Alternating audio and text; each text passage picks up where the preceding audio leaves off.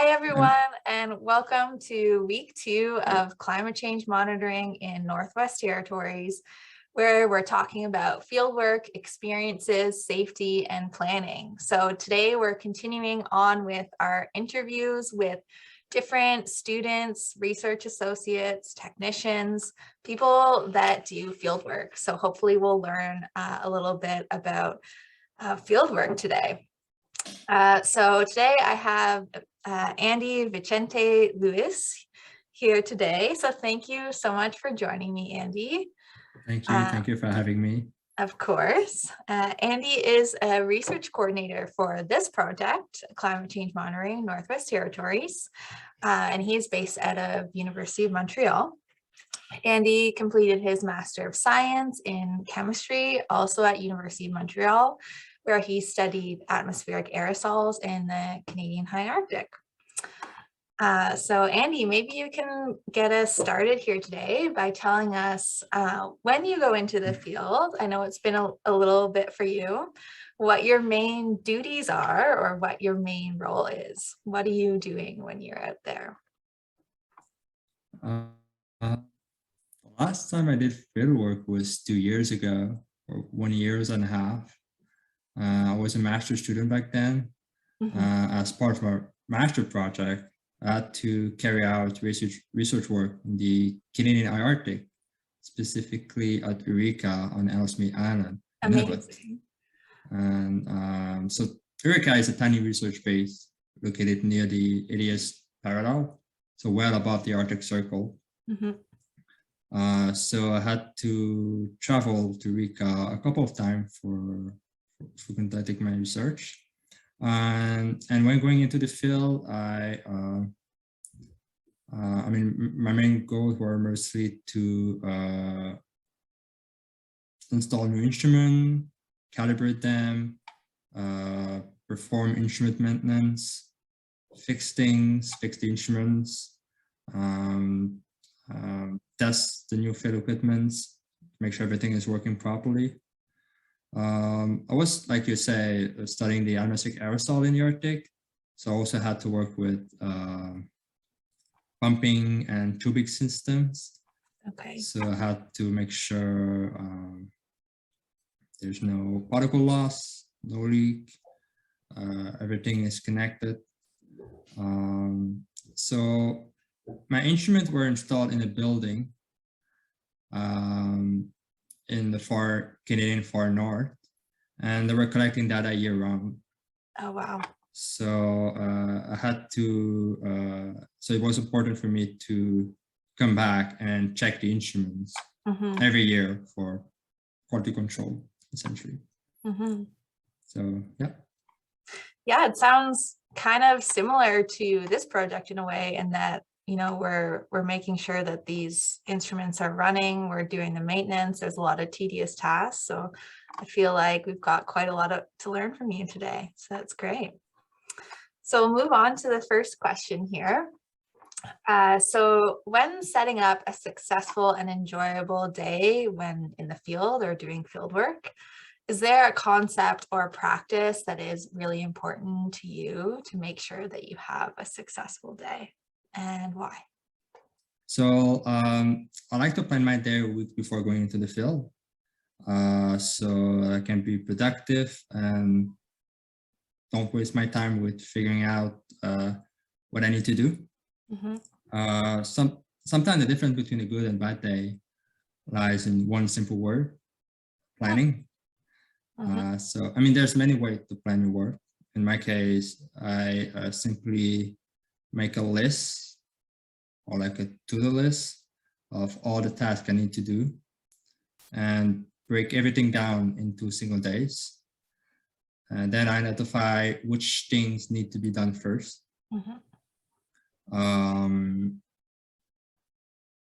So I went down from the most important to the least.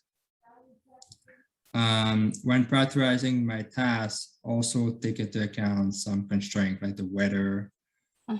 Like in my case, if it was raining, I couldn't go in the field. So I need to have like a plan B. So in my case, it was just stay at the stations. I mean, there's a weather station at Eureka. So stay at the station in my room, do some data analysis or processing, just to keep going, just to keep progressing. And yeah, I mean, it's really important to have a plan B, just in case you can do what you want to do. Always try to be flexible and realistic with my schedule.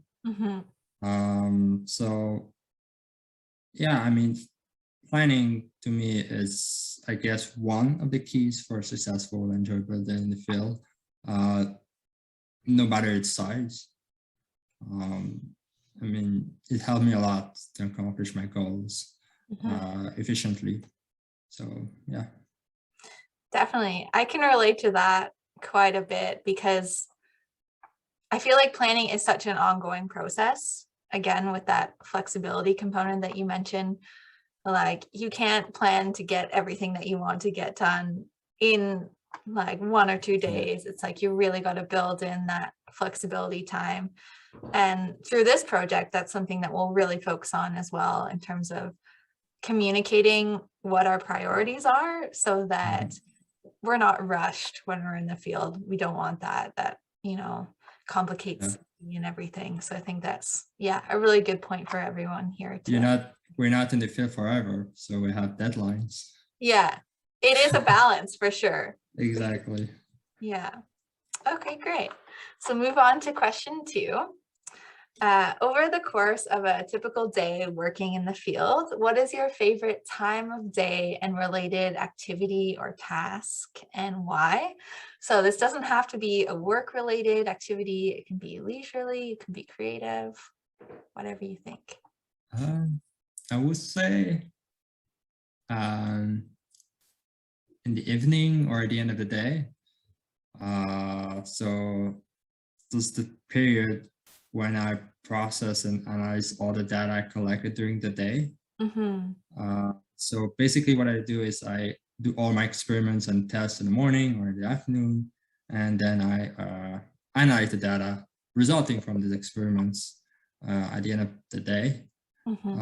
It's a very exciting period because it is at this time that you will know for sure if you have done your experiments or your tests correctly, if you have interesting and good data.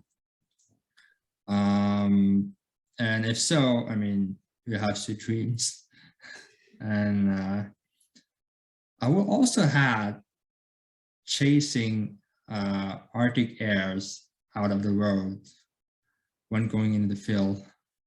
I mean, Eureka is also known as the garden spot of the Arctic. So there's abundant of flora and fauna and Arctic airs everywhere. And they're just blocking the road. So, I mean, it's fun to see them running in the field, in the hill. Yeah, enjoying the little things in the Fieldwork. So, yeah. Yeah, I can really imagine that being such a connecting moment in terms of like, oh yeah, I'm in this beautiful, wild, remote space. And I would agree, like those kind of little moments where like, I'm like, oh, I'm realizing what the environment is like are my favorite. So I can definitely relate to that. Great. Okay, so question 3. This one is a safety related question. So during what circumstances are you the most safety conscious in the field, and what do you do to minimize these safety risks? I never felt in danger, or I never once had any concern about my safety when going to Eureka. I mean, Eureka is a pretty safe environment. It's built up there as well, so there's like a lot more infrastructure maybe than exactly. I mean, there's, like you say, there's a weather station there, there's a military installations. I never go in the field. I mean, I always go in the field by truck. I can't go in the field without the station manager because it's a restricted area. So I'm always surrounded by a lot of people, by a lot of professionals. Mhm, So I never felt in danger. It's true that we have animals there, mhm. but they're pretty much inoffensive. Polar bears are very rare. Okay, I was gonna say, because it is Yeah, polar bear region. yeah. I mean, polar bears usually live on sea ice, not on land. Mhm. I've seen once. I was very lucky on August 2019. In Uh, Eureka or at Eureka? yeah, at Oh, wow. Eureka. You just jump out of the road when we were driving, and it was like, wow. It was crazy. Oh my gosh. Yeah, but yeah, I mean, we weren't so afraid of him because it looked such in bad shape. It was pretty Okay. dirty and skinny, and it was pretty much afraid of us. Mhm. And so it was sad to see him like that. But yeah, I mean, I didn't feel threatened by him. There's wolves there as well, but um, they're afraid of humans. I remember I went there once and we had a colleague who was the first time going there. And when we said, oh, there's wolf outside our station, he went so crazy, he went after the wolves, Oh, like taking chased after. pictures. So we're lucky that the wolves are afraid of humans. Yeah. There's rules in Eureka. You cannot feed the animals. You Mhm, cannot make contact with them. Try mhm, to keep your distance. So yeah, there's one for this reason why we're more yeah, we don't have any issues with the environment, with the animals, and yeah. mhm. That's great to hear. It seems like a really comfortable and beautiful research station. Yeah, I mean, it's just land, a few animals, one weather stations. Mhm. So yeah. Great. Awesome. Okay, so we'll move on to question number 4. So this one's a fun one. Do you have a fieldwork related story or experience that you can share that has significantly impacted your life in a positive way?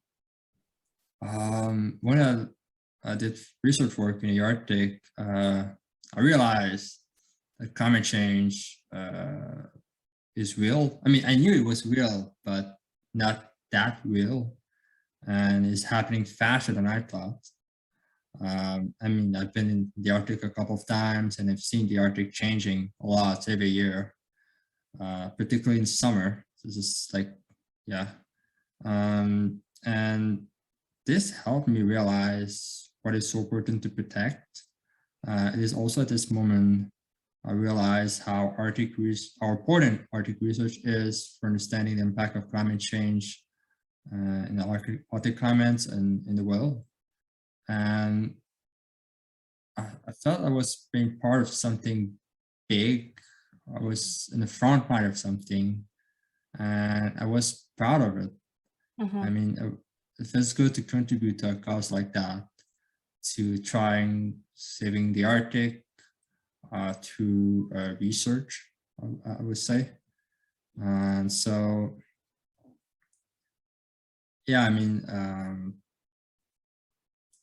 after that, pay more attention to the environment since then, and take up some environmental habits. mhm. So, yeah, I mean, it was a unique experience, sorry. Um, I mean, not everybody that can go in the Arctic. So it was quite a unique experience that I remember for a very long time. That's for sure. Yeah, it sounds like it really invoked purpose and passion within you. Yeah. Yeah. I think that's a really, really great example too, because that's why we're all here on this project as well, is because, we've all noticed climate change affecting these areas Hmm. that we're living in or studying. And that's what we're all here trying to do, right? Is make a difference. So that's great. Awesome. Okay, so we'll move on to question 5. So during what field campaign or period of field work did you learn the most technical skills, and what were these skills? My first fieldwork in the Arctic at Eureka was probably the one where I learned the most. I mean, I learned a lot during this first trips at Eureka. I basically learned how to use the instruments, how to conduct experiments, and generate useful data for my research. I've also developed skills in air quality monitoring, aerosol sampling, instrument maintenance and calibrations. My fieldwork in the Arctic also helped me to improve my problem-solving skills, data analysis, leaderships, and time management skills. I mean, fieldworks promotes the development of a wide range of different skills, many of which are transferable. So like time management. So what you're learning in the fieldwork can be used in your everyday life. Definitely. Yeah, it seems like you've covered a lot of different, not just technical skills, but life skills. And I hope that makes people excited because, you know, we never stop learning when we're out there. Yeah, great. Okay, so we'll move on to question 6. So is there one thing that you wish people could understand about the research and or work that you do? I think this question, people in science kind of love this kind of question because the communication of scientific ideas and their meaning can often be really challenging. So yeah, is there one thing you wish people could understand? Yeah, I mean, some people ask me, why you're starting in such a remote locations, why Arctic research is so important to you. I mean, there's nobody lives there or very little. And I'm like, you know, the Arctic is not like Las Vegas. What is happening in the Arctic doesn't stay in the Arctic. So, and we know that the Arctic is warming twice as fast as the rest of the planet.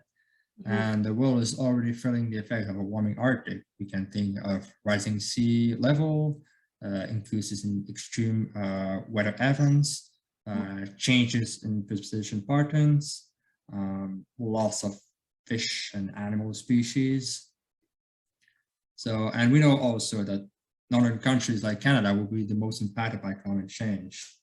So what I want the people to understand is that my research is helping us to understand the process that control the Arctic climates. We know there's greenhouse gases, but also aerosol contribute to the Arctic warming. So we need to understand this process so we can better predict past and future changes in the Arctic climates and in the world climate. Like I say, the Arctic climates is connected to the world climates.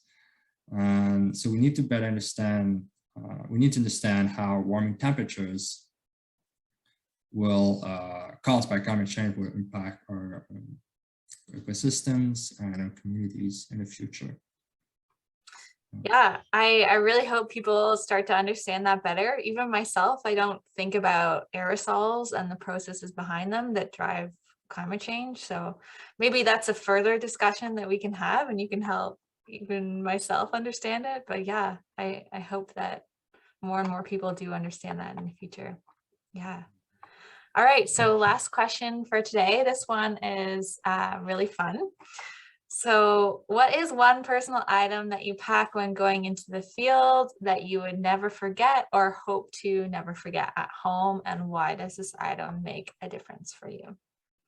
That's probably the hardest question. I don't have anything valuable or anything special, but I would say like my cell phone. Yeah. I mean, my cell phone is probably something I will never forget because it's the only tool you have to communicate with your family, with your friends, ask for help. It's also like all-in-one. I mean, you can have a GPS in it, you can have a map, you can have a camera, a flashlight. So your phone, it's also useful in the field. So yeah, I would say my cell phone. it's not super original, but It makes sense though, in terms of Yeah. communicating with friends and family, even like that is so important when we're going into the field, just to make us feel Yeah. supported. And it's such a good safety tool as well, like you said. So yeah, Yeah. that's great. Well, thank you so much, Andy, for your answers to the questions. And I hope that's given us sort of a inside scoop, especially what it's like at Eureka. I'm really jealous that you got to go up there. I've heard it's amazing. So yeah, thank you so much, Andy. And again, Andy is one of the research coordinators for this project. So please feel free to reach out to him if you have any questions about this project in general. And we will see you soon, Andy. Thank you. Have a good day. Bye.